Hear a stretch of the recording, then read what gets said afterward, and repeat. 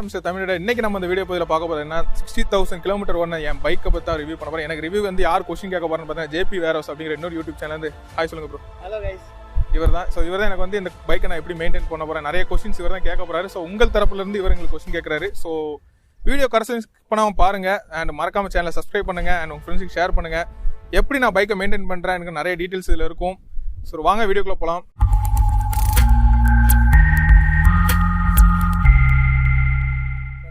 இந்த வண்டி எதுக்கு நீங்க சூஸ் பண்ணீங்க? ஆக்சுவலா அந்த வண்டியை நான் எதுக்காக சூஸ் பண்ணேன் அப்படிங்கறத கேட்டிருக்காரு. ஸோ இப்போ ஃபர்ஸ்ட் டைம் வந்து இந்த வண்டி வரும்போது பார்த்தீங்கன்னா 2016 வந்து ஜூலை மாதம் தான் அந்த வண்டியை திருநெல்வேலிக்கு கொண்டு வந்தாங்க. அதாவது வண்டி வந்து லான்ச் பண்ணது பார்த்தீங்கன்னா 2016 ஜனவரியிலே லான்ச் பண்ணிட்டாங்க. பட் ஜூலை மாதம் தான் வந்திருந்தது. ஸோ வரும்போது நான் அந்த வண்டி ஃபர்ஸ்ட் டைம் பார்க்கும்போது எனக்கு வந்து லுக் வேஷன் வந்து எனக்கு பிடிச்சிருந்துச்சு. என்னோட அப்போ நான் ஹைட்டு பார்த்தீங்க அப்படின்னா 6 feet இருந்தேன், 6.2 இருந்தேன் கரெக்டாக. அப்போ என்னோட வெயிட் பார்த்தீங்க அப்படின்னா வந்து 120 kg. அப்போ எனக்கு வந்து நிறைய வண்டி, அதாவது இந்த மாதிரி ஸ்போர்ட் மாடல் அது R15 V2 இருந்தது, அப்புறம் பார்த்தீங்கன்னா NSல இருந்துச்சு. இதெல்லாம் பார்க்கும்போது எனக்கு வந்து வண்டி ரொம்ப குட்டியாக இருக்கும். இந்த வண்டியுமே மோஸ்ட்லி குட்டியாக தான் இருக்கும். பட் என் வெயிட்டை தாங்கி மஸ்குலர் வெயிட் வந்து நல்லா பெருசாக அகலமாக இருக்கப்போ எனக்கு வந்து கொஞ்சம் நல்லா ஃபிட்டாக இருந்தது. ஸோ அதனால வந்து ரெண்டாவது என்னன்னா இன்ஜினோட, அதாவது அப்பாச்சினால எல்லாரும் ஒரு பார்க்க வேண்டிய விஷயம் என்னன்னா வைப்ரேஷன் அண்ட் அதோட குவாலிட்டி வந்து ரொம்ப மட்டமாக இருக்கும் அப்படின்னு சொல்லி நிறைய பேருக்கு ஒரு சின்ன சிந்தனைகள் ஓடிக்கிட்டு இருக்கு. பஜாஜை விட என்னமோ தெரியல, அப்படிதான் சரி அப்படி மாதிரி இருக்குது. ஸோ அப்படி இருக்கும்போது எனக்கு இந்த வண்டி வந்து ஒரு சேஞ்சஸாக இருந்தது. வைப்ரேஷன் இல்லை அண்ட் லாங் டைம் நான் நிறைய லாங்ஸ் எடுத்திருக்கேன். ஸோ எனக்கு வந்து அந்த மாதிரி ஒரு ஃபீல் சொல்ல ஒரு அஃபோர்டபுளான ஃபீல் எதுவுமே தோணலை. ஒரு நல்ல நீட்டான ஃபீல் இருந்துச்சு எனக்கு. அதாவது ரொம்ப பிடிச்சிருந்துச்சி, டக்குன்னு எடுத்துட்டேன். ஃபர்ஸ்ட் வண்டி திருநெல்வேலியில் நான் தான் எடுத்தேன். அப்புறம் இன்னொருத்தர் கிரே கலர் எடுத்தாரு. ஸோ எனக்கு பிடிச்சி போய் அப்படி வச்சிருக்கேன். ஸோ இந்த வண்டியில் வந்து நீங்கள் இது வரைக்கும் எத்தனை கிலோமீட்டர் ஓட்டிருக்கீங்க? இன்னைக்கு வரைக்கும் 60000 கிலோமீட்டர். அதாவது ஜூலை 2016 ஜூலை 27 எடுத்ததுலேருந்து இப்போ வரைக்கும் பார்த்தீங்கன்னா இன்னைக்குள்ள டேட் வந்து பார்த்தீங்க அப்படின்னா ஸோ மீட்டரை பார்ப்பீங்க பாருங்க. 4 வருஷத்துல நீங்கள் வந்து 60000 ஓட்டிருக்கேன். ஸோ இது வரைக்கும் எத்தனை ஒரு இன்ஜினில் வந்து ஃபால்ட் வந்திருக்கு? அது வரைக்கும் இன்ஜின்லன்னு சொல்லி ஃபால்ட்டான மேனுஃபேக்சரிங் ஃபால்ட் வந்துச்சு. ஃபர்ஸ்ட் ஸ்டார்டிங் வந்து நான் வண்டி எடுத்த உடனே பார்த்தீங்க அப்படின்னா இன்ஜினில் வந்து பார்த்தீங்கன்னா 80 to 90 km ஸ்பீட் போகும்போது வண்டி வந்து வாவல் ஆகும். எனக்கு வந்து சரியான வந்து ஒரு ஸ்பீட் இருக்காது. அதாவது ஸ்டார்டிங் இருந்தது ஒரு 500 km இருந்துச்சு. அது ஃபர்ஸ்ட் சர்வீஸ்லேருந்து ப்ராப்ளம் இருந்தது. அதுக்கப்புறம் வந்து 16000 km அப்புறம் தான் எனக்கு வந்து இன்ஜினில் ஹெட்டு அண்டு பார்த்தீங்கன்னா பேக்கில் வந்து கிளச் பாக்ஸ் எல்லாமே ஒரு சைடு ஃபுல்லாமே மாற்றி கொடுத்துட்டாங்க. அதுக்கப்புறம் தான் எனக்கு எந்த ப்ராப்ளம் வந்தது இல்லை. கம்பெனி பேர் பண்ணிச்சா இல்லை நீங்கள்? கம்பெனி முழுக்க வாரண்டி அவங்க தான் கிளைம் பண்ணி எல்லாம் பண்ணி விட்டாங்க. இன்ஜின் ஆயில் மாத்துறீங்க அப்படின்னா எத்தனை 1000 கிலோமீட்டர்ஸ்ல மாத்துவீங்க? ஒவ்வொரு 5000 km தடவையும் மாற்றுவேன். ஸோ இது வரைக்கும் வேற எல்லாம் அந்த வண்டியில் மாற்றிருக்கீங்க? ஆக்சுவலாக நான் ஆயில் பற்றி கொஞ்சம் சொல்லிடுறேன். ஏன்னா ஆயில் பற்றி பேசும்போது பார்த்தீங்கன்னா இன்ஜின் ஆயில் வந்து மஸ்ட் வந்து ஃபர்ஸ்ட் விஷயம் நீங்கள் வண்டி வாங்கினேன்னா முதல் விஷயம் கம்பெனி சர்வீஸை ஃபஸ்ட்டு கரெக்டாக பண்ணுங்கள். உங்களை ஒரு 5 சர்வீஸ் ஃப்ரீ சர்வீஸ் கொடுக்காங்க. அதுக்கப்புறம் போக எக்ஸ்ட்ரா ஒரு 5 சர்வீஸ் இருக்குன்னா அந்த ஃபஸ்ட்டு 10 சர்வீஸ் நீங்கள் கம்பெனி சர்வீஸ் பண்ணீங்க அப்படின்னா வாரண்டி கிளைம் பண்ணுறது ஈஸி. ஏன்னா நான் அப்படி தான் என்னோட வண்டியில் வந்து சில விஷயங்கள் எனக்கு சேஞ்ச் பண்ணியிருக்கேன். வாரண்டி கிளைம் பண்ணேன். நிறைய விஷயங்கள் எனக்கு வந்து சில அடிபடிகள்லாம் விழுந்திருந்தது. அதெல்லாம் எனக்கு வாரண்டி கிளைம் பண்ணி தான் மாற்றினேன். ஸோ அது வந்து கொஞ்சம் வாரண்டிங்கிறது நமக்கு வந்து ஒரு யூஸ்ஃபுல்லான விஷயம் தான். ஸோ அதை நீங்கள் வந்து எடுக்கணும்னா கண்டிப்பாக கம்பெனி சர்வீஸ் பண்ணி தான் ஆகணும். ஆயில் மோஸ்ட்லி வந்து கம்பெனி என்ன ரெக்கமெண்ட் பண்ணுறாங்களோ அதையும் பண்ணுங்கள். அதுக்கு மேலே உள்ள கிரேடை யூஸ் பண்ணுங்கள், ரொம்ப கீழே உள்ள கிரேடை யூஸ் பண்ணிடாதீங்க. ஸோ வண்டி வந்து நீங்கள் சொல்லுவீங்க ஒரு 2000 km வரைக்கும் நம்ம நார்மலாக யூஸ் பண்ணிட்டு அதுக்கப்புறம் நம்ம ஆயில் வந்து மாற்றிக்கலாம், பட்ஜெட் கொஞ்சம் கம்மியாக இருக்குது அப்படின்னு சொல்லி மாற்றுவீங்க. அப்படி ஒரு சிச்சுவேஷன் வந்து என்ன, தயவுசெய்து வண்டி எடுக்காதீங்க. உங்கள் ஃப்ரெண்டு மூலம் போங்க, இல்லை யாராவது ஒரு மொப்பட்டை தான் வாங்கி நார்மலாக ஓட்டிக்கங்க. தயவுசெய்து வண்டி மட்டும் அந்த மாதிரி ஒரு லோக்கல் ஆயில் வாங்கி ஊற்றி வண்டியை நாஸ்ட் பண்ணிடுறாங்க. ஏன்னா நான் அப்படி பண்ணது கிடையாது. இப்போ நம்ம வந்து ஆயிலை பற்றி ஒரு கேட்டார். ஸோ ஆயில் நான் எப்படிலாம் நான் யூஸ் பண்ணுறேன், என்ன மாதிரி பிராண்ட்ஸ் யூஸ் பண்ணுறேன்னு கேட்டார். ஸ்டார்டிங் வந்து நான் என்ன மாதிரி பிராண்ட் யூஸ் பண்ணேன் அப்படின்னா TVS ஆயில் 40 சிந்தட்டிக்னு சொல்லுவாங்க, 10W30 அந்த கிரேட் தான் யூஸ் பண்ணிட்டு இருந்தேன். அது வந்து என்ன ஆகுனா எனக்கு வந்து கரெக்டாக வந்து 5000 km வரைக்கும் எனக்கு ஆயில் லெவல் குறையாது. என்னென்னா ஆயிலோட கண்டிஷன்ஸ் வேணால் மோசமாக போகிற குறையாது, நல்லா நீட்டாக இருக்கும், வண்டி நல்லா பர்ஃபார்மன்ஸ் எல்லாமே நல்லா இருக்கும், டாப் ஸ்பீட்லேருந்து எல்லாமே நல்லாவே இருந்தது. அதுக்கப்புறம் வந்து பார்த்தீங்கன்னா ஒரு 46000 km அந்த ரேஞ்சில் தாண்டும் போது தான் மோட்டல் 7100 அந்த கிரேட் யூஸ் பண்ணேன், அந்த மாடல் யூஸ் பண்ண ஆயில் யூஸ் பண்ணேன். ஸோ அதுக்கப்புறம் என்ன ஆச்சு அப்படின்னா கொஞ்சம் எனக்கு வண்டி வந்து வயசாக, ஏன்னா கிலோமீட்டர் ரொம்ப கூட்டிகிட்டே போகுது, போக வண்டிக்கு, ஏன்னா நம்மளும் நிறைய வயசாக நமக்கும் ஒரு மாதிரி ஆகத்தான் செய்யும். ஸோ அதே மாதிரி வண்டிக்கும் வயசாகிடுச்சு. அதுவும் ஒரு பக்கத்தில் கொஞ்சம் கொஞ்சமாக அந்த மர போகிறது இந்த மாதிரி ப்ராப்ளங்கள் அப்பப்போ வந்துச்சு. இது வந்து சின்ன ப்ராப்ளம் தான், அதெல்லாம் அப்பப்போ மாற்றி கொஞ்சமாக போய்கிட்டே இருக்கேன். இந்த வண்டியில் செயின் ஸ்ப்ராக்கெட் மாற்றிருக்கீங்க? அது வரைக்கும் மாற்றிருக்கேன். எவ்வளோ கிலோமீட்டரில் மாற்றுவீங்க? செயின் ஸ்ப்ராக்கெட் வந்து மோஸ்ட்லி பார்த்தா 12000 km தாண்டி மாற்றிடுவேன். 12000க்கு மாற்றி, ஏதாவது வந்து நீங்கள் டயர் எதுவும் பெருசாக போட்டிருக்கீங்களா? இல்லைனா டயர் பெருசாக மாற்றிருக்கேன். ஸோ அதனால வந்து 12000 இல்லைனா வந்து நார்மலாகவே 12000? எப்போவுமே 12000 தான். இது வரைக்கும் நான் டயர் பெருசாக போட்டும் சின்னதாக போட்டும் இது வரைக்கும் எந்த ஒரு இது நார்மலாக சொல்லுவாங்களா டயரை பெருசாக போட்டால் செயின் ஸ்ப்ராக்கெட் அடி வாங்கும் அப்படின்னு சொல்லுவாங்க. இல்லை அந்த மாதிரி எனக்கு எந்த ப்ராப்ளம் வந்தது இல்லை. அது மித்தா இல்லைனா வந்து அது வருமா? இல்லை வரும்னு வாய்ப்பு இருக்குது, சில வண்டிகளுக்கு இருக்குது. பட் என்னோட பைக்கில் அந்த மாதிரி ஒரு ப்ராப்ளம் வந்தது கிடையாது. நான் இன்னும் ஓட்டிக்கிட்டு தான் இருக்கேன். கிளட்ச் பிளேட் அந்த மாதிரி வேறு எதுவும் மாற்றிருக்கீங்களா வண்டியில்? கிளட்ச் பிளேட்னா எனக்கு வந்து ரீசெண்டாக வந்து அந்த இன்ஜின் சேஞ்ச் பண்ணல, அந்த வாரண்டி கிளைம் பண்ணி அந்த டைமில் மாற்றினது தான். அதுக்கப்புறம் இது வரைக்கும் மாத்தல. மத்தபடி லிவர் மாத்திரேன். லிவர் அண்ட் வந்து பார்த்தீங்கன்னா கேபிள்ஸ் வந்து அப்பப்போ வந்து டைட் ஆயிரும். அது என்ன பண்ணா கொஞ்சம் நம்ம கை கடக்காம இருக்கணுங்கிறதுக்காக அப்பப்போ மாத்திக்கிட்டே இருக்கும். ஸோ வண்டியில வேற எதுவும் ஃபால்ஸ் இருக்கா? சென்சார்ஸ் இந்த மாதிரி இதுல வந்து ஃபால்ஸ் இருக்கு. சென்சார்ஸ் பத்தி பேசணும். ஆனா இப்போ உள்ள பைக்ல BS4 BS6ல தான் வந்து சென்சார் அப்படிங்கறதை கொண்டு வந்தாங்க. BS3 இது வந்து வெர்ஷன் வந்து BS3. சோ BS3ல வந்து அவ்வளவு சென்சார்ஸ் எதுவுமே கிடையாது. BS3ல வந்து கொஞ்சம் வண்டியில பல்சர் RS R5 அப்படிலாம் வந்து நிறைய சென்சார்ஸ் கொண்டு வந்தாங்க. பட் ஆனா இந்த வண்டியில வந்து அவ்வளவு சென்சார்ஸ் நம்ம எதிர்பார்க்க முடியாது. சோ இதுல எத்தனை சென்சார் இருக்கு மொத்தம்? சென்சார் பார்த்தா ஃபியூல் சென்சார், அப்புறம் ஸ்பீடோமீட்டர், ஓடோமீட்டர் அந்த மாதிரி உள்ள சென்சார்ஸ் இருக்கும்.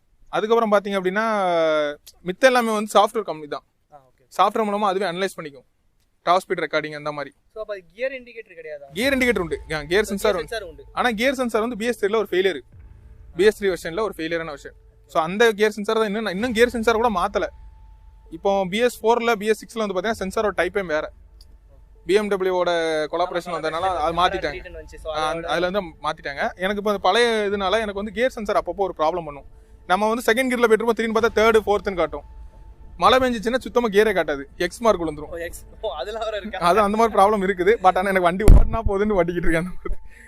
சோ இதுல வந்து எக்ஸ்ட்ரா ஃபிட்டிங் சொல்லி என்னலாம் பண்ணிருக்கீங்க இந்த வண்டியில? ஆக்சுவலா வந்து எக்ஸ்ட்ரா ஃபிட்டிங்ஸ் அப்படின்னு பார்த்தோம் அப்படின்னா எனக்கு வந்து சில விஷயங்கள் அந்த வண்டியில சேஞ்ச் பண்ணணும்னு தோணுச்சு. அதாவது எனக்கு ஏற்ற மாதிரி நான் வந்து உடம்பு ஃபேட் பாடி அண்ட் ஹைட்டா இருக்கும் போது எனக்கு வந்து ஃப்ரண்ட்ல இருந்து பார்க்கும்போது நான் வண்டி பார்த்தா ஒரு வண்டி சின்ன வண்டி மாதிரி இருக்கும். எனக்கு கொஞ்சம் நல்லா பெருசா இருக்கணும் அப்படிங்கிறதுக்காக ஹேண்டில் கார்டு செட் பண்ணேன். ஃபர்ஸ்ட் ஹேண்டில் கார்டு இது வந்து பார்த்தா 1500 வந்துச்சு. அப்புறம் வந்து வைசர் சேஞ்ச் பண்ணிருக்கேன். ஸோ வைசருங்கிற பார்க்கும்போது பார்த்தீங்கன்னா எனக்கு ஒரு 6 தடவை என்னோட எக்ஸ்பீரியன்ஸ்ல 6 தடவை சேஞ்ச் பண்ணிருக்கேன். ஏன்னா ஒவ்வொரு தடவை எப்படி நான் சேஞ்ச் பண்ண அப்படின்னா ஒரு அப்கிரேட் மாதிரி. ஏன்னா ஒவ்வொரு தடவை வைசர் மாற்ற வந்து எனக்கு வந்து நிறைய வைப்ரேஷன்ஸ், அப்புறம் பார்த்தீங்கன்னா உள்ள வந்து ஸ்டெபிலிட்டி இல்லை. ஸ்பீடா போகும்போது ஒரு 100 தொடும்போது வைசர் வந்து ரொம்ப ஆடும், கடன்னு ஆடும். எல்லா பைக்லையும் அந்த மாதிரி ஆடிக்கிட்டு இருக்க ப்ராப்ளம்ஸ் இருக்குது. ஸோ இந்த வண்டியில அந்த மாதிரி ப்ராப்ளம் வர ஆரம்பிச்சு. அதுக்கப்புறம் சில விஷயங்கள் வந்து டிசைன் பண்ண ஆரம்பிச்சேன். வைசர் வந்து எப்படிலாம் இருக்கணும் அண்ட் என்னோட இந்த வைசர் மாட்டுறதுக்கான இன்ஸ்பிரேஷன் வந்து எனக்கு எப்படி எதில் பார்த்து கற்றுக்கினா பல்சர் 150cc பைக். அதில் பார்த்தீங்கன்னா அந்த பல்சரோட அந்த ரப்பர் புஷ்லாம் வந்து பார்த்தீங்கன்னா வைப்ரேட் ஆகாமல் கரெக்டாக பார்த்து கம்மியாக இருக்கிற மாதிரி நிறைய விஷயங்கள் பண்ணியிருப்பாங்க. ஸோ அதை பார்த்து தான் இந்த வைப்ரேஷன் வராமல் அந்த கிளாம்பில் இருந்து எல்லாமே ரெடி பண்ணேன். கிளாம்பை நீங்களே ரெடி பண்ணீங்களா? டிசைன் பண்ணி சொன்னேன். அவங்க ரெடி பண்ணது வந்து நம்ம டிங்கர்ட்ட கொடுத்து ரெடி பண்ணோம். இந்த வண்டிக்கு ரெடிமேடா எதுவும் கிடையாது? எதுவுமே கிடையாது. ஃபுல்லாக நாங்கள் ரெடி பண்ணது தான். நீங்க தான் ரெடி பண்ணீங்க. அதுக்கப்புறம் பார்த்தீங்கன்னா ஃப்ரண்ட் நம்பர் பிளேட். ஏன்னா நம்பர் வந்து கீழே இறக்கி வச்சிருக்கீங்க. கீழே வச்சிருக்கேன். அதாவது எனக்கு வந்து ஹெட்லைட்டுக்கு மேலே வரும். ஆமா, ஹெட்லைட்லாம் கரெக்டாக வரும். எனக்கு வந்து அது இன்னும் கொஞ்சம் அசிங்கமா இருந்துச்சு. ஏன்னா வண்டியோட லுக் இன்னும் கொஞ்சம் குறைச்சிக்கிட்டே இருந்துச்சு. அதனால கீழே எடுத்து மாட்டிட்டேன். சோ அது கீழே மாட்டினால மட்கார்ட் தட்டலையா? இல்ல தட்டல. அதுக்கேற்ற மாதிரி கொஞ்சம் ஹைட்டை கூட்டி நீட்டா பண்ணி வச்சாச்சு. அதுக்கப்புறம் வேற என்ன பண்ணிருக்கேன்னா இந்த மிரர்ஸ். சோ இது வந்து வண்டிக்குள்ள மிரர் கிடையாது. வண்டியோட மிரரே கிடையாது. வண்டிக்கு வரும் மிரர் வரும். பட் ஆனால் அது வந்து ரொம்ப வெயிட்டா இருக்கும். கொஞ்சம் வெயிட்லெஸ்ஸா இருக்குங்கிறதுக்காண்டி என்ன பண்ணா NS mirror, Bajaj NS mirror 2 mirror சேர்த்து எனக்கு வந்து 200 முடிஞ்சு போச்சு. ரொம்ப ரேட்டும் கம்மி தான். ஸோ அதை வாங்கி டக்குன்னு மாட்டிட்டேன். அப்புறம் இடையில வந்து ஃபிளிப்கி போட்டிருந்தேன். ஸோ அது வந்து இடையில மிஸ் ஆயிட்டு இப்போ வேற டூப்ளிகேட் கீ அடிச்சு வச்சிருக்கேன். ஸோ அதெல்லாம் பார்த்து இது பண்ணிக்கிறீங்க. ஸோ அதுக்கப்புறம் பார்த்தீங்கன்னா கீழே வந்து டிஆர் லைட் ஃபிட் பண்ணியிருக்கேன். இல்லை எக்ஸ்ட்ரா லைட்ஸ்னால வந்து வயரிங் பாதிக்கப்படுமா? வயரிங் இது வரைக்கும் எனக்கு பாதிக்கப்படலை, நீட்டாக தான் இருக்குது. எக்ஸ்ட்ரா லைட் இந்த லைட்ஸ் எதுக்கு வச்சிருக்கேன், ஃபாக் லைட் எதுக்கு வச்சிருக்கேன் அப்படின்னா நான் லாங் அடிக்கடி நிறைய போகும். அதாவது மோஸ்ட்லி வந்து ஹில்ஸ் தான் அதிகமாக இருக்கும். ஹில்ஸில் போகும்போது பார்த்தீங்கன்னா ரொம்ப இருட்டாக இருக்கும். என்னோட ஹாலஜன் லேம்ப்ஸோட பவர் வந்து அவ்வளோ தெரியாது. பொதுவாக வந்து TVS Apacheல வந்து ஹெட்லைட்ஸ் கொஞ்சம் கம்மியாக தான் இருக்குது. 35 வாட்ஸ் தான் கொடுத்துருப்பாங்க. இல்லை இது 65 இருக்குது. நீங்கள் எக்ஸ்ட்ரா சார்ஜ் போட்டிங்களா? இல்லை இது 65 தான். கம்பெனியே 65 தான். 65 இருக்குது. அதான் என்னன்னா எனக்கு வந்து இப்போ ஹை பீம் போடும்போது ஹில் செக்ஷன்ல வந்து ரொம்ப உயரம் அடிக்கும். லோ பீம் போகும்போது ரொம்ப லோவா அடிக்கும். சென்டர்ல எதுவுமே தெரியாது. ஸோ இந்த ஹெட்லைட் வந்து அட்ஜஸ்ட் பண்ண முடியாது, கீழே மேலே ஏற்ற முடியாது. அட்ஜஸ்ட் பண்ணலாம். பட் ஆனால் அதுக்கான வந்து நம்ம ஹெட்லைட் கலட்டி தான் அட்ஜஸ்ட் பண்ண முடியும். நம்ம பல்சர் பைக் மாதிரி பண்ண முடியும். இப்போ ஹில்லுக்கு போறோம்னா இறக்கி அப்படி அந்த மாதிரி ஒரு ஈஸியான லெவல் இதை கொடுக்கல. அது நீட்டாக நார்மலாக நம்ம ஸ்க்ரூ போட்டு கலட்டி எல்லாம் பண்ணி அந்த மாதிரி தான் பண்ண முடியும். ஸோ கொஞ்சம் அது ஒரு கொஞ்சம் நமக்கு கரெக்டாக இருக்காது. அதனால என்ன பண்ணிட்டேன் அப்படின்னா கீழே ஒரு எக்ஸ்ட்ரா ஃபாக் லைட் ஃபிட் பண்ணிட்டு அந்த லைட் வச்சா கொஞ்சம் இன்னும் அதிகமாக வெளிச்சம் இருக்கும். எனக்கு இன்னொரு போலீஸ் ப்ராப்ளம் அடிக்கடி வரும். ஏன்னா எனக்கு மக்காடு வந்து கிடையாது. எனக்கு என் வண்டியில் பேக்கில் வந்து மக்காடு எதுவுமே கிடையாது. ரிமூவ் பண்ணிட்டேன். அதுக்கு பிறகு என்ன பண்ணிருக்கேன்னா பேக்கில் வந்து டெயில் டிடி எதுவும் வாங்கி மாட்டேன் ட்ரை பண்ணேன். பட் ஆனால் அது வந்து அந்த அளவுக்கு ஃபிட்டாக எனக்கு வந்து ஒரு திருப்தி இல்லை. என்ன பண்ணேன், நானே ஒரு கிளாம்ப் ரெடி பண்ணேன். அதாவது அந்த வைசருக்கு கிளாம்ப் ரெடி பண்ண மாதிரியோ அந்த நம்பர் பிளேட்டுக்கு கிளாம்ப் ரெடி பண்ண மாதிரி இதுக்கு ஒரு கிளாம்ப் ரெடி பண்ணி நீட்டா அதுக்கு மாதிரி ஃபிட் பண்ணி அதுக்கு அதாவது பெர்மனண்டா ஃபிட் பண்ற மாதிரி பண்ணிட்டேன். நம்பர் பிளேட் வந்து ரொம்ப மேல இருக்கு. இதுக்கு தான் நான் அதிகமா மாட்டிருக்கேன் போலீஸ்ட்ட. அதாவது நம்பர் பிளேட் கண்ணுக்கு தெரியாத அளவுக்கு மேல தூக்கி வச்சிருக்காங்க. என்ன வானத்துக்கு காட்டுறேன்னு சொல்லி நிறைய பேர் என்னை திட்டிருக்காங்க. ஆமா உண்மைதான். பின்னாடி நம்பர் பிளேட். ஆமா அதனால என்னன்னா அதுக்கு வேணா நான் நிறைய தடவை போலீஸ்ட்ட மாட்டிருக்கேன். ஃபைனும் சேர்ந்து கட்டியிருக்கேன் நிறைய தடவை. அதனால எனக்கு அந்த நம்பர் பிளேட் கழட்ட தோணல, இன்னும் வச்சிருக்கேன், அப்படியே வச்சிருக்கேன். ஸோ இது என்ன சுவிட்ச், நிறைய சுவிட்ச்லாம் வச்சிருக்கீங்களா? சுவிட்சஸ் பத்தி நான் சொல்லிடுறேன். ஃபர்ஸ்ட் வந்து இங்க என்னோட கன்சோல்ஸ் பக்கத்தில் ஒரு சுவிட்ச் செட் பண்ணியிருக்கேன். அந்த சுவிட்சஸ் என்னன்னு பார்த்தீங்க அப்படின்னா இது வந்து பார்த்தீங்கன்னா எனக்கு ஹசார்ட் லைட்டர். அதாவது அந்த சுவிட்சை போட்டு நான் இண்டிகேட்டர் போட்டேன். நார்மல் சிம்பிள் லைன் கனெக்ஷன் தான். 2 பாசிட்டிவ் லைனை ஜாயின் பண்ணி கனெக்ட் பண்ணுறது தான். அந்த சுவிட்சை போட்டோம் அப்படின்னா எனக்கு வந்து 4 இண்டிகேட்டர் எரியும் எங்கேயா ரோட் சைடு இருக்கும்போது. ஒரு டவுட், அதில் வந்து எல்லாரும் என்ன சொல்கிறாங்கன்னா இண்டிகேட்டர்ஸ் வந்து ஃபியூஸ் ஆயிரும். அப்படி ஃபியூஸ் ஆகாம அது எனக்கு அடிக்கடி ஆகும். அதாவது எனக்கு வந்து நான் எந்த சைடு அதிகமாக யூஸ் பண்ணுறோம் அந்த சைடு இண்டிகேட்டர் ஃபியூஸ் ஆகும். இப்போ நான் லெஃப்ட் சைடு யூஸ் பண்ணி அதை போட்டேன் அப்படின்னா லெஃப்ட் சைடு ஃபியூஸ் ஆகும், ஃபியூஸ் ஆகும். இந்த மாதிரி நிறைய ப்ராப்ளம் வந்து பல்ப்ஸில் மட்டும் வருமா இல்லை எல்இடிஸும் சரி? இல்லை, பல்ப்ஸ் மட்டும் தான் வருது. எல்இடியில் எதுவுமே எதுவும் வந்தது கிடையாது. எல்இடி எதுவும் வரல. அதுக்கப்புறம் மொபைல் ஹோல்டர் மாட்டிருக்கீங்களா? இது என்னது? Mobile holder normal X mobile holder normal சார்ஜரோட வருது. இது 2 ஆம்பியர் சார்ஜ். இது வரைக்கும் லாங் டிரைவ் அப்படி சொல்லி இந்த வழியில் எங்கெல்லாம் போயிருக்கீங்க? லாங் டிரைவ் சொல்ல போனால் வந்து பெங்களூர், அதுக்கப்புறம் பார்த்தீங்கன்னா வந்து பெங்களூர் அடிக்கடி போயிருக்கேன். மித்தபடி கேரளா நிறைய தடவை. ஒரு டவுட், லாங் டிரைவ் போயிட்டு வந்த உடனே நீங்கள் ஆயில் மாற்றுவீங்களா இல்லைனா இந்த கிலோமீட்டர் வரைக்கும் ஓடணும்னு வெயிட் பண்ணுவீங்களா? மாற்றிடுவேன். லாங் டிரைவ் போயிட்டு வந்தாலே ஒரு ஆயிலும் மாற்றுவேன், டயர் செக் பண்ணுவேன், சஸ்பென்ஷன் அண்ட் செயின் எல்லாமே செக் பண்ணிடுவேன். செக் பண்ணணும் டோட்டலாக வண்டி ஃபுல்லாக செக் பண்ணுவேன். நான் தான் செக் பண்ணுவேன். ஆனால் ஷோரூம் நம்பி நான் அவ்வளோ கொண்டு விட மாட்டேன். ஏன்னா அவங்க வந்து என்ன பண்ணா அது நல்லா எனக்கு நல்லதுன்னு சொல்லி அனுப்பி விட்ருவாங்க வேலை பார்க்கறதுக்கு. இது பண்ணுறாங்க, நம்ம நானே செக் பண்ணிடுவேன். மாற்றிங்கன்றாங்க.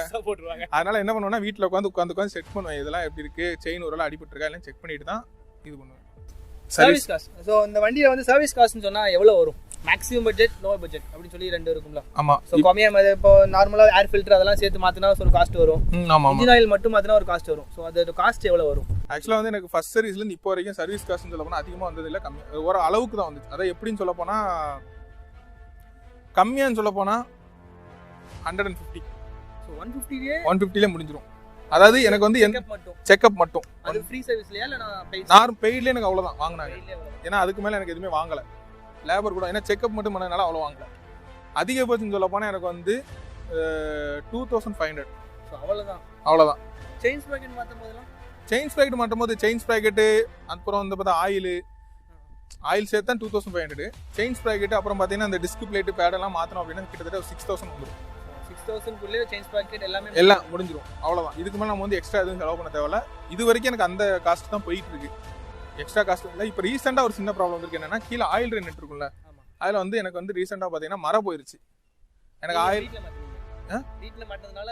ஆமாம், வீட்டில் என்ன ப்ராப்ளம்னா ஆயில் வண்டி ஹீட்டாக இருக்கும்போது அந்த போல்ட்டை நம்ம கழட்டக்கூடாது. கழட்டும் போது அந்த மரம் போயிடும். அது நம்ம கூலானதுக்கப்புறம் தான் கழட்டும். இது வந்து நான் அந்த ப்ரொசீஜர் எனக்கு அதுக்கு கழட்டுறதுக்கு முன்னாடி வரைக்கும் தெரியாது. கலட்டின்னு அவதிப்படும் போது ஒரு ஆள் எனக்கு சொன்னார், இந்த மாதிரி தான் பண்ணணும் அப்படின்னு ஒரு மெக்கானிக் வந்து எனக்கு வந்து எக்ஸ்பிளைன் பண்ணாரு. ஸோ அது இது ஒரு நல்ல விஷயம் தான். நீங்களும் தெரிஞ்சுக்கங்க. வண்டி ஹீட்டாக இருக்கும்போது ஒரு தடவை நீங்கள் ஓனாக மாற்றுறீங்க அப்படின்னா கீழே உள்ள இது வந்து வண்டி ஹீட் ஆறுனதுக்கப்புறம் நட்டை கழட்டுங்க. இல்லைனா கழட்டிட்டு கடைசியில் பார்த்தோன்னா அது மரம் போயிடுச்சுன்னு சொல்லிட்டு ஆயில் ஒழுகிட்டு இருக்கும். அப்புறம் ரொம்ப கஷ்டப்படுவீங்க, நான் பட்ட மாதிரி. ஸோ வந்து இந்த வண்டியில் நீங்கள் இது வரைக்கும் ஓட்டிங்க 60,000 கிலோமீட்டர்ஸ் ஓட்டிருக்கீங்க. இது வரைக்கும் எதுவும் ஆக்சிடென்ட்ஸ் அந்த மாதிரி எதுவும் நடந்திருக்கா உங்களுக்கு? அந்த மாதிரி ஒரு கெட்ட சம்பவம் எனக்கு இது வரைக்கும் எதுவும் நடக்கலை, இனிமேல் நடக்காது. பிரேக்கிங் எப்படி இருக்கும் இந்த வண்டியில்? பிரேக்கிங்கை பொறுத்தவரை பார்த்தீங்கன்னா எனக்கு வந்து ஃபஸ்ட்டு மாடல்னால எனக்கு இந்த ஏபிஎஸ் சிஸ்டம் அந்த மாதிரி எந்த ஒரு சென்சார்ஸுமே எனக்கு கிடையாது.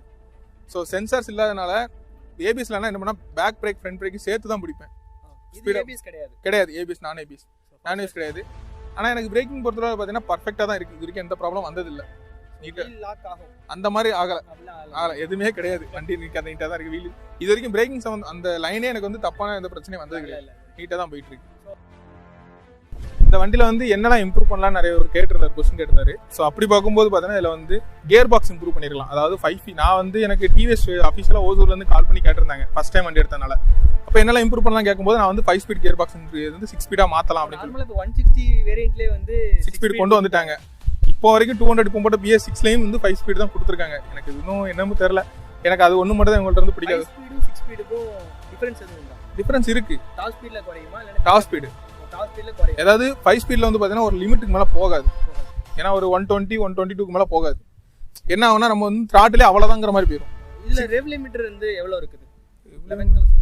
12 வரைக்கும் வருது. 12,000 வரைக்கும் போகுமா? 12,000 வரைக்கும் போயிடும். அதாவது லிமிட் கிடையாது. ஏன்னா நம்ம வந்து எவ்வளோ த்ராட்டில் போகும்போது 12,000 வரைக்கும் இழுத்து பண்ணி. இது வரைக்கும் நான் அதிகமாக ஹையஸ்ட்டாக இழுத்தது வந்து பார்த்தீங்கன்னா நான் வந்து இழுத்தது வந்து 11,000 வரைக்கும் இழுத்துருக்கேன். என் ஃப்ரெண்ட் ஒருத்தர் 152 போனார், மாறின்னு ஒருத்தர். அவர் போகும்போது இந்த வண்டியில தான் இந்த வண்டியில் போகும்போது பண்ணா 11,500 வரைக்கும் இழுத்துருக்கு.